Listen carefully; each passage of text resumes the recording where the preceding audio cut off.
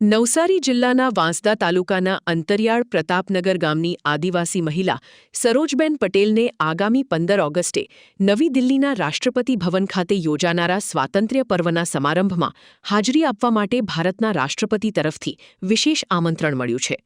ખેતી મજૂરી કરીને જીવન નિર્વાહ કરતા સરોજબેનને નવસારી પોસ્ટ વિભાગના પોસ્ટમેન દ્વારા આમંત્રણપત્ર અર્પણ કરવામાં આવ્યું હતું।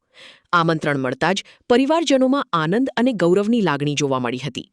હવે સરોજબેન 15 ઓગસ્ટે રાષ્ટ્રપતિ ભવનના સમારોહમાં ઉપસ્થિત રહી ગૌરવની ક્ષણના સાક્ષી બનશે।